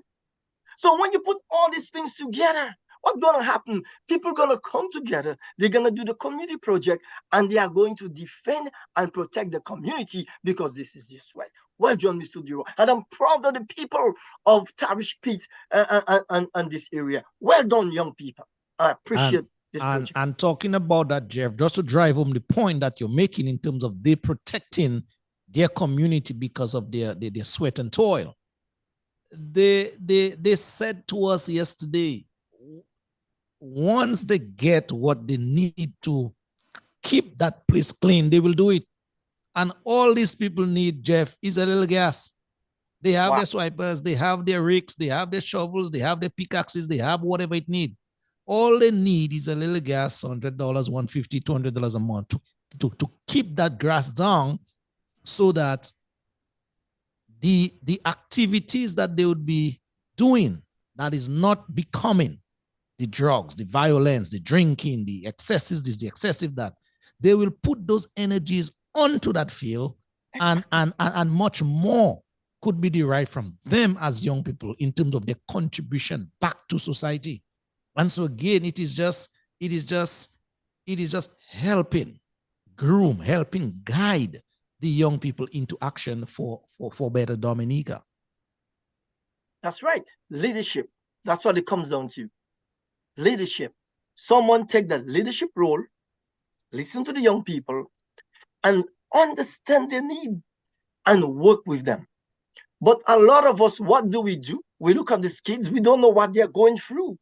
Some of these young people, you don't even know if they had a meal. When was the last meal? Some of these young people, their parents may already been passed away. Maybe they've been through some turmoil in their family, but we have to listen to them. Instead of like, here's a handout, here's a band-aid. No, let's bring these people together. Let's listen to their needs and how we can consult, converse, and then understand the situation. And then we can see how we can solve a problem. Mr. Giro, the other thing that's quite interesting in Dominica, and I've been involved in this a few years back, my very good friend, Urban Labadi, who's in the UK, maybe listening now. We always were in groups and doing stuff in Dominica together. And one year he said to me, you know, Jeff, let's go and plant some plants on the shiso. Let's go and do that. I went to the power rep and I explained I need some topsoil, which I was able to get it. It took a long time, but I was able to get it. I ended up paying for it for myself. From Bell Shop, I get the topsoil, and she helped with some of it. I was able to get plants for the gardens, and we did that. We go and we try to plant, and some of these plants are still there in the Scottsdale Bay area. We plant those plants. We asked for people to come to do community service. Very few came. And I remembered clearly that day, you know, I sponsored food and stuff, but I didn't tell anybody that there was going to be food after. Just to test the people to see how many would show up. We had about 7 people, that's it. 7 people. Later in the day, the power rep came in a vehicle with some drinks and stuff like that. Boy, I don't know where people come from. Everyone, a lot of people came to get drinks installed, but the project was not done. The point I'm making is that as a leader, if I was in the other side of this, I was a power rep, and someone from the community come and ask me, you know, we want to do some community of service, I want to help some plants, I will be there myself with them and encourage people to participate in that. So you see leadership, that's where we have the problem. We have a problem of leadership where people who are in leadership positions are not taking the lead for the right reason to understand the need of our people and how we can differentiate our differences and make the right thing happen for young people. This is what is missing in Dominica. And how do we solve this problem? Exactly what you did over the weekend. Listen to the people, to the youth, understand the need, understand what is it they need to get this project done, and you come, you work with them, and you solve the problem. Yes, indeed. Jeff, it is 25 minutes to the hour of 8 o'clock. I know we have an appointed time with you. So what we're going to do now, Jeff, we're going to take that all-important break, and we get back in just a bit with the live discussion here. All right, let's take that break, that all-important break. The theme song for the hour tonight here is from Joy Stout, Opportunity to Make That All-Important Change.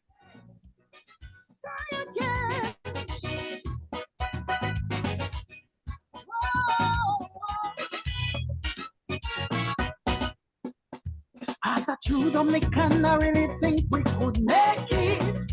But as a people, we have to learn to commit. Journey ahead will never be smooth and sweet. But as an ambitious nation, we have to be upbeat. I know we have done it before, so we can do it again. All the pain we've endured, but pride we have to maintain in order to create a better world.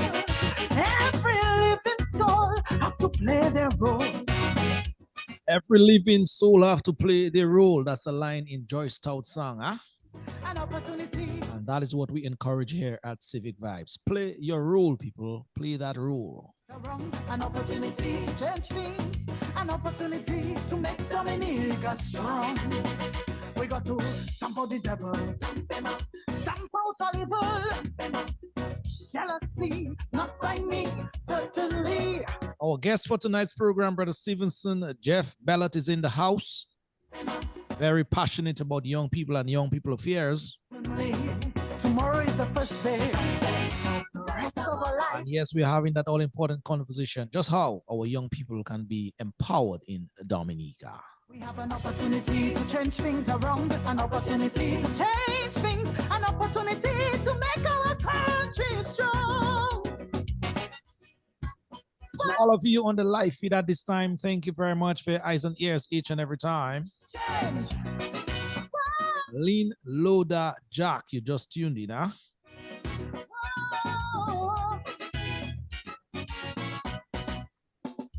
I remember the love and unity that we once shared.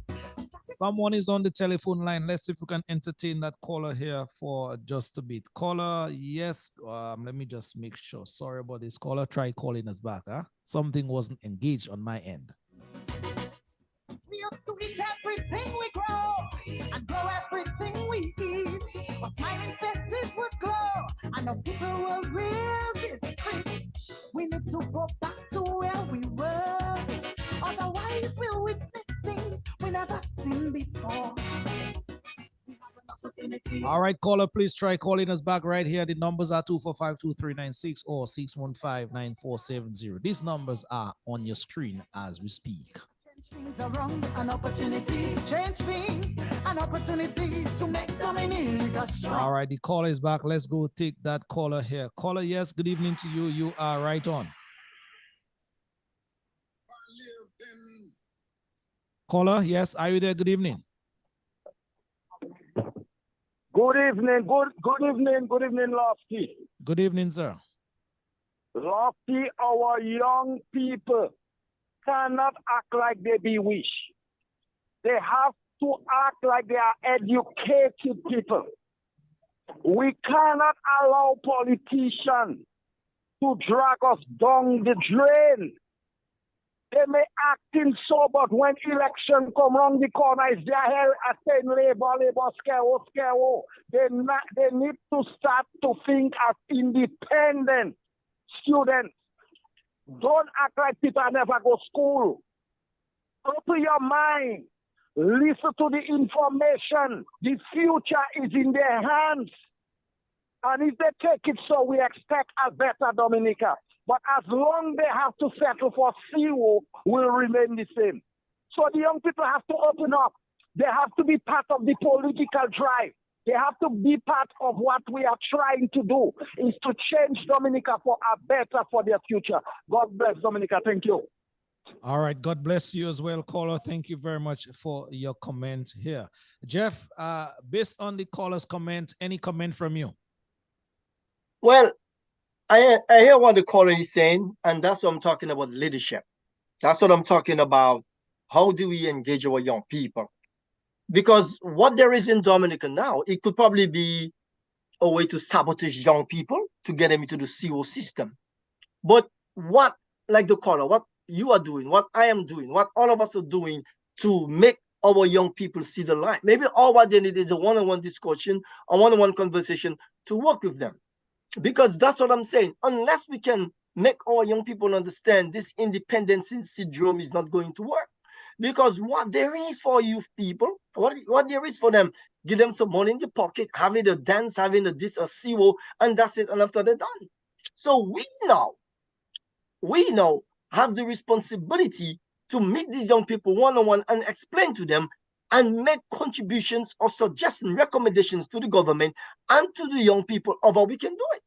A good example is, like we heard about small business. We heard about entrepreneurship. There was this big old conference call sometime last year from MP of Roseau about $1 million for the YBAT program, whatever it's called, the youth business thing. I mean, $1 million dollars.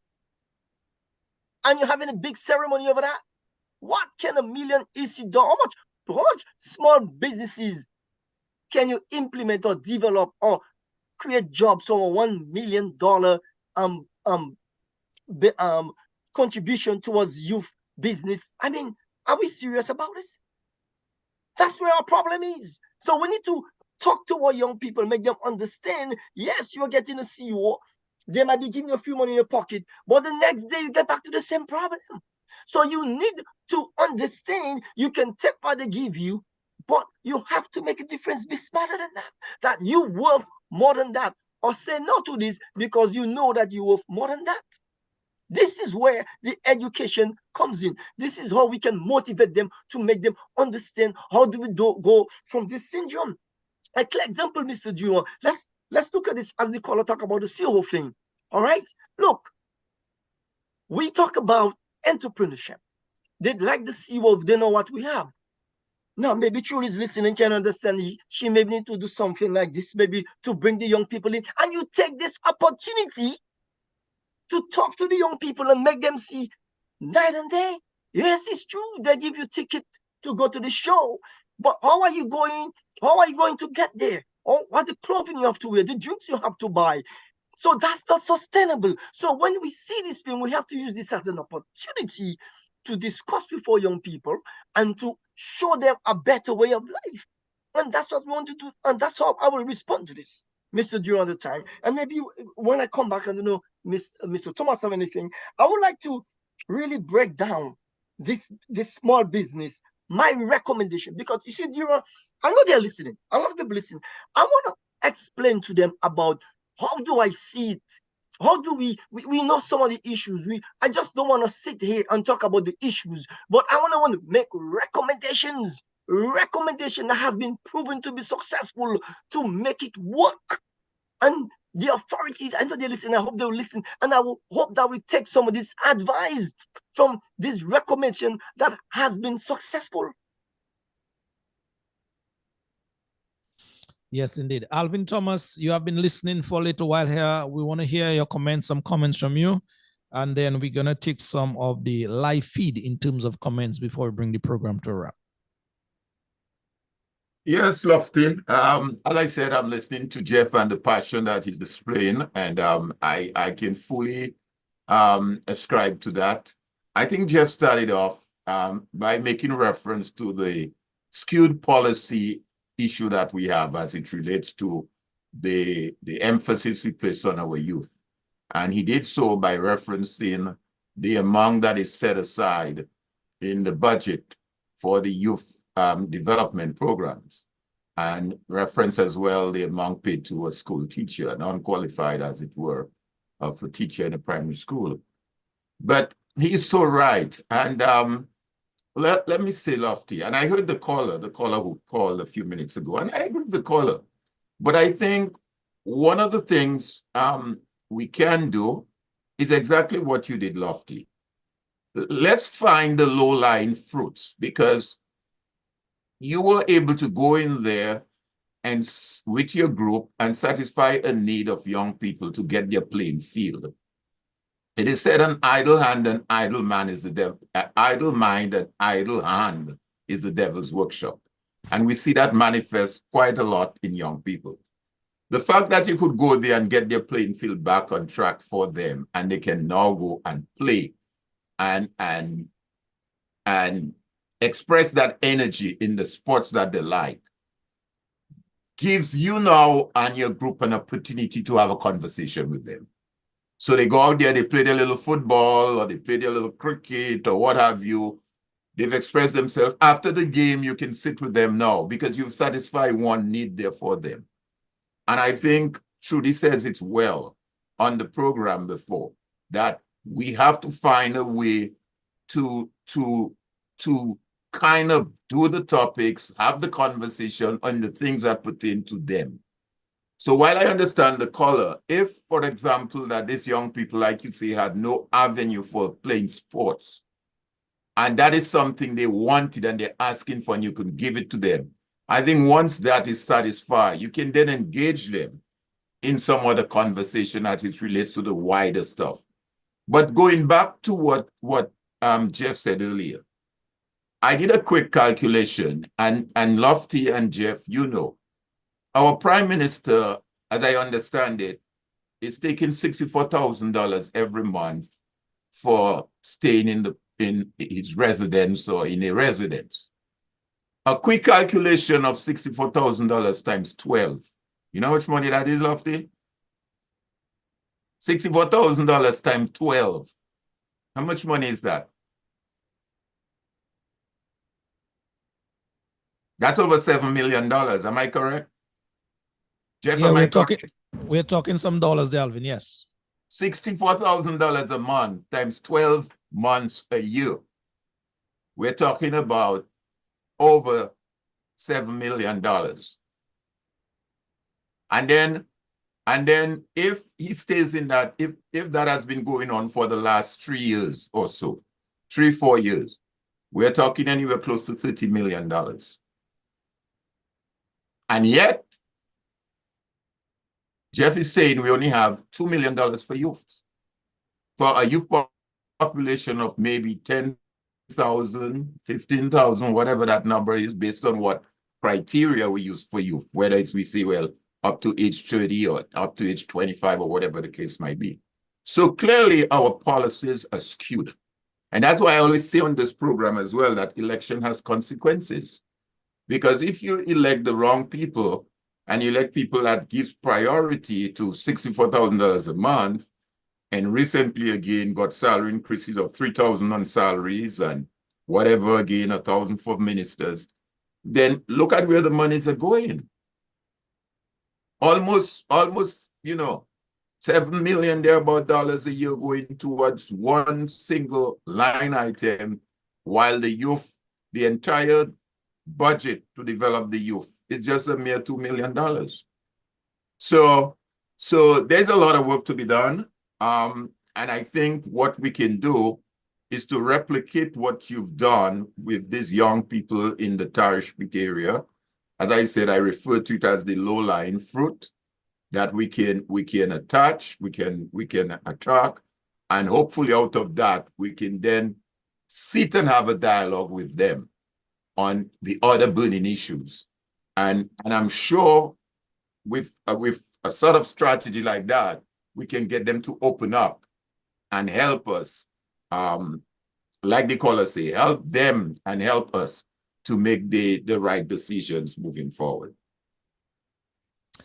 Yes, indeed. It is 10 minutes to the hour of 8 o'clock. Let's go to the live feed, Alvin and Brother Bellot, so we can take some comments here from our listeners and viewers here in terms of their contribution there as well.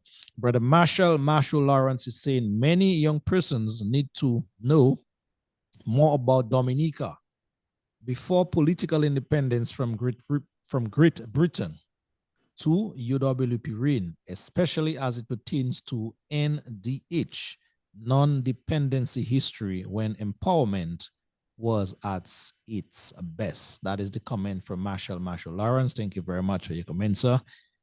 We also have another one here from Maury Jules. It says Dominica needs a serious trade school, especially for young men, young ladies as well.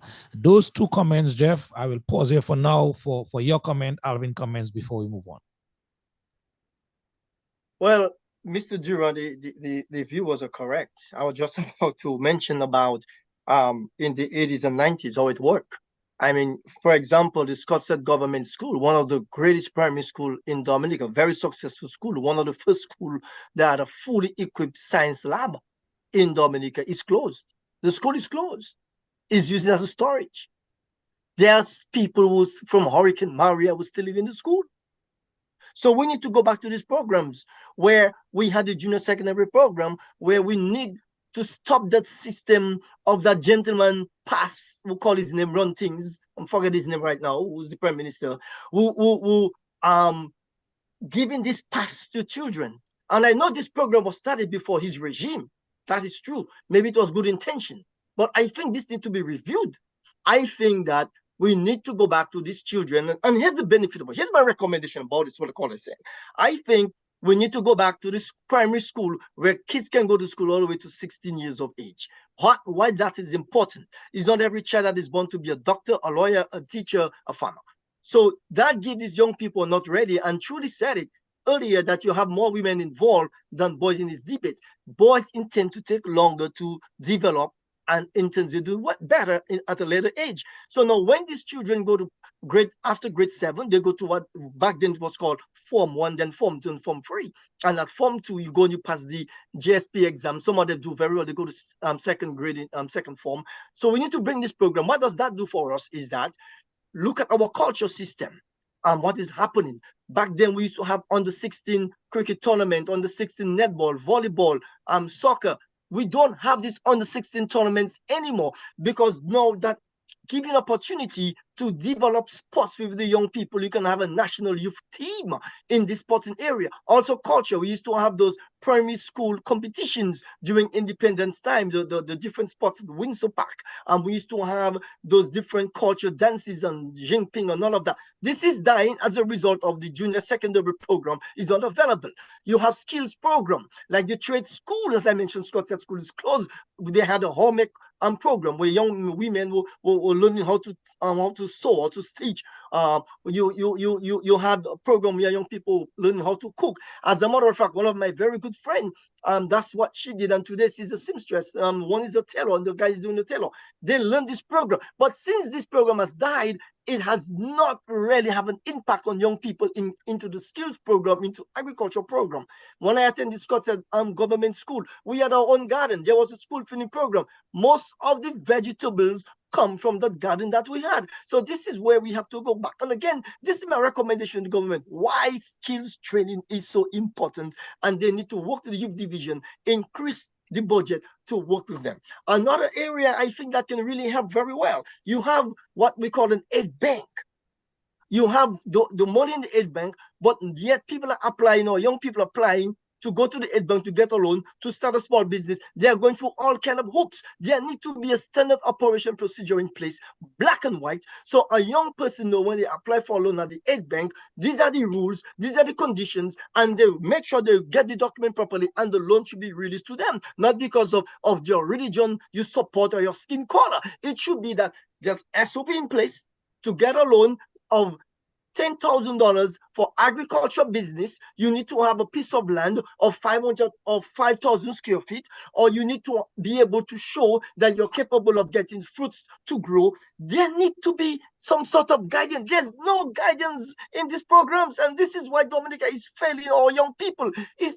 Not the young people are not failing Dominica. We are failing the young people because of the policies in place are not going to help our people, because these policies are so vague. It's a matter of who you are, what's your last name, which political party you support, religion you go to. So unless we can put these things in place, these are the recommendations I think we need to start with. We need to look at the education system. We need to look at what we call the small business loan. We need to figure out first of all, what is a small business? What is the depth? The government needs to tell us, what is a small business? Is there a number in small business? Is a small business loan $1,000? Is it $100,000? We need to have a number on this. And we also in the budget, they need to let us know how much money that goes into the small business or the youth business they have that young people can apply. But when you tell me you go to the Ed Bank for a loan for $2 million to do a nice project, they tell you, no, we can only give you a loan for $50,000. What can $50,000 do? You go to the grocery store for a year, you spend over $50,000 a year. You go to this grocery store in Dominica to do a family of 4, for example, go to the grocery store, it's free for $100 and you want to give a loan for $10,000? Give me a break.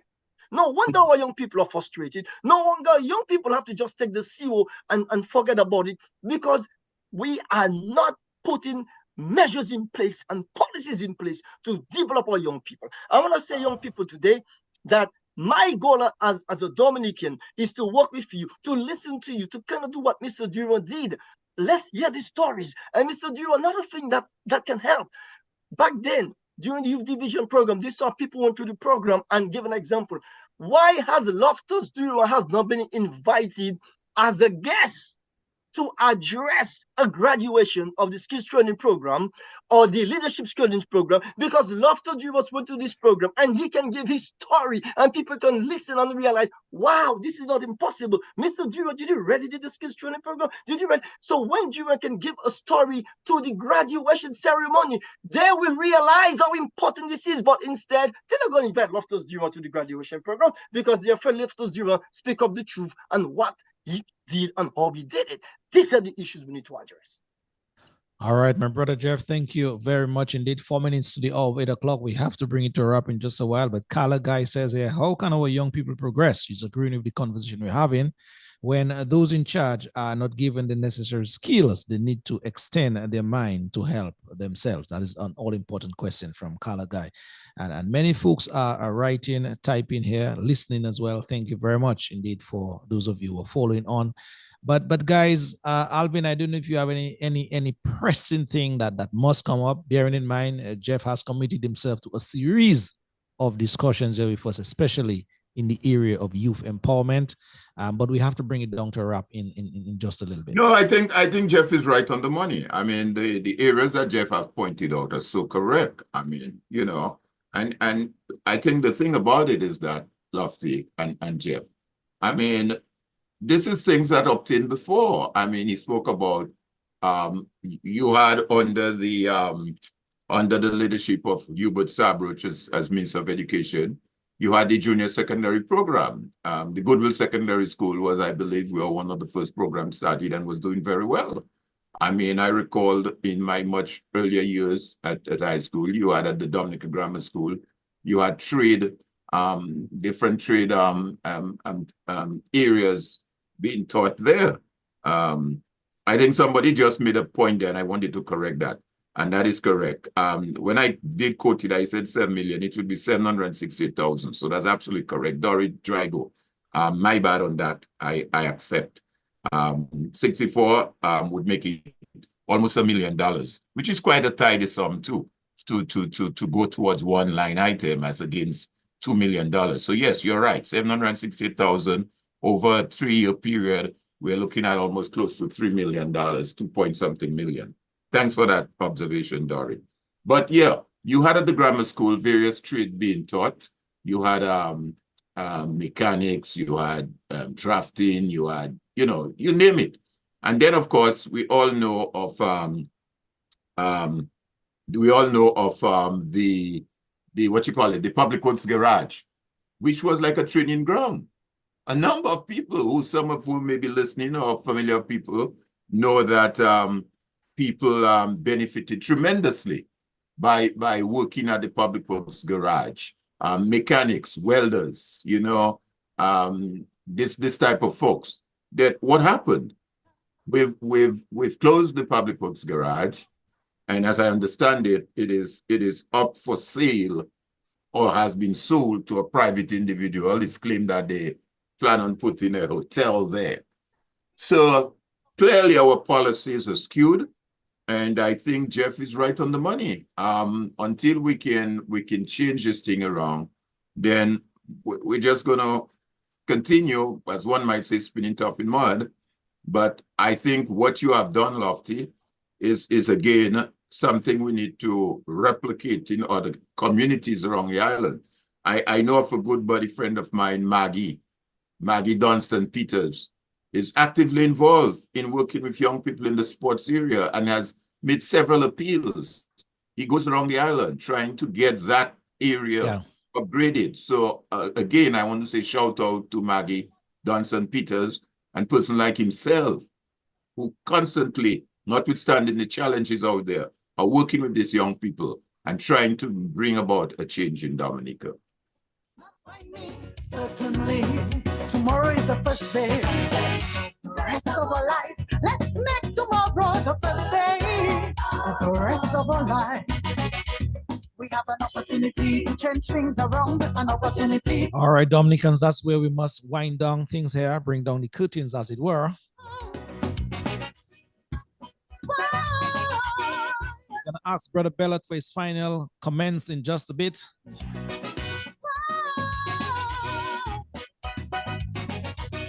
As it is now 1 minute past the hour of 8 o'clock. I remember the love and unity that we once shared. So to all of you here on the live feed, first, thank you very, very much indeed. Brother Bellot, your final comments as we must bring it to a wrap in just a bit. Mr. Giron, let me thank you, Mr. Thomas, for the opportunity. Can count on me. Anything for towards the development of young people in this country. I'm always willing. Here in the US, I'm doing the same thing, so yeah, I can do it for Dominica. And let me, encourage our young people to do what is right. And I want to thank you again for this program and for what you've done. And let's talk of air. I am very interested in making a donation towards whatever you guys use for the gas, whatever for our young people, as far as young people that is go. And also to I am so interested in the young people. One of the things I would like to do is actually start a scholarship at the Point Michel Primary in the name of Dinah Frampton, who's such of a young person who has so such love for our community, so we can remember people like that. So I'm looking to actually make a contribution like yearly. I will speak to the school about this so that we can remember them. So I'm always about looking ways to improve the life of our young people. And coming soon, we'll talk about this in another program. One other thing I'm looking to do is to train our young people in the process of animal feed and understanding the use of how to do calculations on grams to kilograms and understanding the scientific numbers of the works, because we're looking to see how we can train young people in Dominica and employ a few of them towards that sector. So I'm always for developing young people. As I said, we'll have more details on another program about that.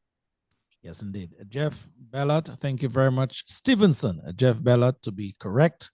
As it were, we want to thank you very much on behalf of Civic Vibes and the many folks tuned in at this time. Brother Alvin Thomas, your final comments, sir, before we go.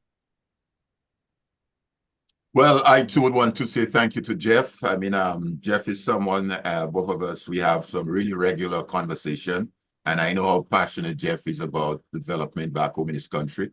Like him, we both reside outside of Dominica in the US, but that doesn't keep us away from getting engaged and involved. And we're there to support whatever needs to be done on the ground. We want, at the same time, having said that, to thank you, Lofty, and the rest of the guys for the work that you've been doing on the ground. As they always say, heat in the kitchen fills the heat. So we really want to commend you for the work you've been doing. And as I've said before, there's a future in young people. Whether we like it or not, there's a future. And whatever that future turns out to be, it will dependent on to extent to which we, those of us who are supposed to provide the guidance and the direction for them. So thank you, Jeff. Thank you again to Trudy Christian. Very good conversation we had with Trudy. I'm hoping that we can bring her back again after the competition to speak about it and to further discuss this whole question of debating among our young people, not just in the secondary or high schools, but throughout the country, and see how that could create a positive impact in our folks. There are many people on the live. Several of them made a lot of very good contribution and comments. We were not able to go through all, but like everything else, you can always go back and look at it. But very great comments. And we want to really say thank you for those persons. I mean, you have people in London, And what's the time difference now? They're 6 hours, they're 6 hours ahead of us. And imagine they're up in London listening to the program, North Carolina, Ontario, all over. So there are several Dominicans and friends of Dominicans who are listening to this program. And the reason why they do that religiously every Sunday is because they're concerned about their country. They're concerned about Dominica. They want to see a better Dominica. All of us want to see it. And I'm really hoping that this year, something will give in where we can see a little much brighter light within the tunnel. So thanks again, Jeff. Thanks again, Trudy. And to all the folks who are on, a big thank you to you and a pleasant week moving forward. To make our country strong.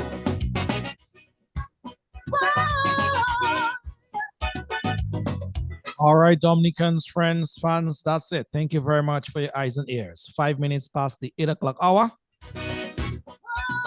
What a 2-hour program it was indeed.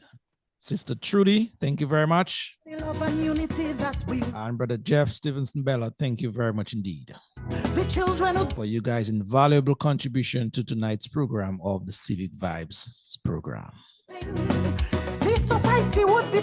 Just before we go, we're hearing the passing, the unfortunate passing of former customs officer Mr. Irvin Augustine.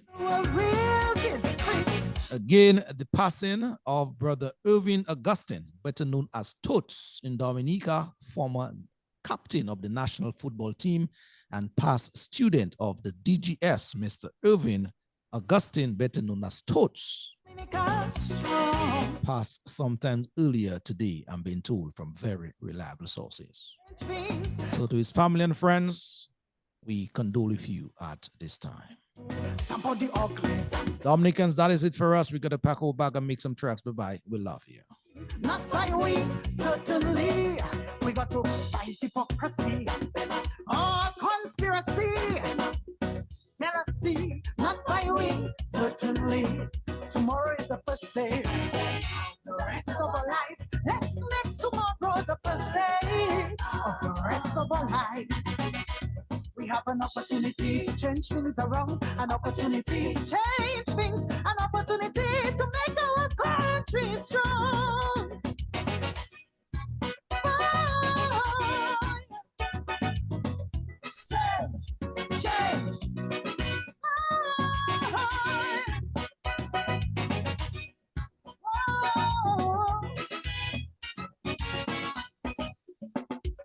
Grandma used to say that laziness is a real crime. It captivates your body, then retards your mind. As people, we have to change this old attitude and give our country all the love we really should. Instead, we sit and we criticize, where we say let's now analyze and give young people no scope in difficult times just how to cope. It's us to build them the foundation in order to build a stronger, vibrant nation. We have an opportunity to change things around, an opportunity to change things, an opportunity to make Dominica strong. We have an opportunity to change things around, an opportunity to change things, an opportunity to make Dominica strong. We got to stamp out crookedness, stamp out all slackness, jealousy, not by we, certainly. We got to stamp out the negative, what's unproductive, treachery, not by we, certainly. Tomorrow is the first day. The rest of our lives, let's make tomorrow the first day of the rest of our life. We have an opportunity to change things around, an opportunity to change things, an opportunity to make our country strong.